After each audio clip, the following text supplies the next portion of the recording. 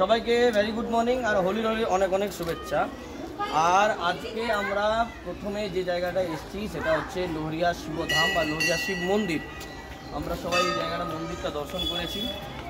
এবারে এই মন্দিরের কথাবার্তার উপরে যদি আসি, তার এই ব্যাপারটা হচ্ছে যে এই মন্দির আজকে আপনারা যেরূপে দেখছেন এই মন্দিরটা কিন্তু এরকমভাবে ছিল না। এই মন্দির দিন অনুযায়ী ক্রমে ক্রমে অনেক কষ্টের পরে এই মন্দির আজকে দাঁড়িয়েছে।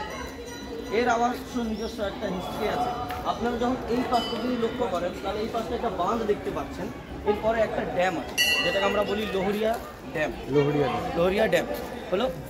এবারে এই ড্যামটা কিন্তু এত পেছনে ছিল না, এই ড্যামটা ছিল সামনে মন্দিরের সামনে। মন্দিরের সামনে ছিল, কিন্তু ক্রমবর্ধমান পরে যখন এখানে হাইড্রো প্রজেক্ট বলে একটা প্রজেক্ট এসেছিল, সেই প্রজেক্ট এই সমস্ত কাজ এখানে করেছে। হাইড্রো প্রজেক্ট একটা জাপানিজ কোম্পানি, একটা হাইড্রো প্রজেক্ট একটা তৈরি হয়েছে যেখানে 1100 মেগাওয়াট বিদ্যুৎ উৎপন্ন হয়, বা পুরুলিয়া জলবিদ্যুৎ কেন্দ্র নামে যেটাকে আমরা পরিচিত। সেটাই।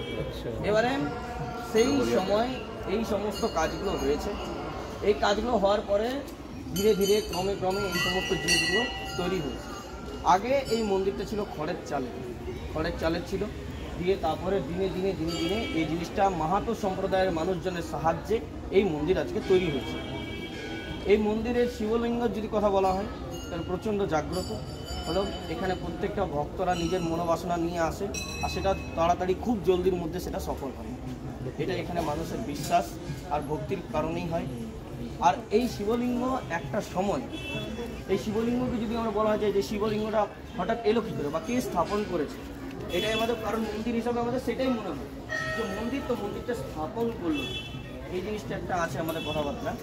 কিন্তু আমি যদি বলি এই শিবলিঙ্গ চিরবর্তমান এই জায়গাতেই ছিল, কিন্তু মানুষের গতরে ছিল বা মানুষের আড়ালে ছিল, কেউ জানতে পারে।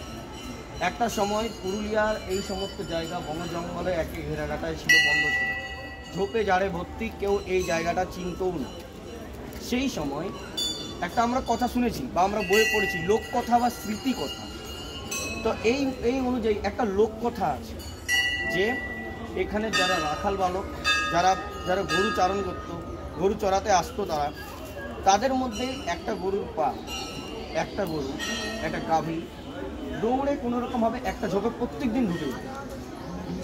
দিন ঢুকে যেত, দিয়ে তারপরে সেখানে পরে কিছুক্ষণ পর বার হয়ে আবার নিজেদের গরুদের সাথে মিশে চারণ করত। এই ছিল স্টোরি।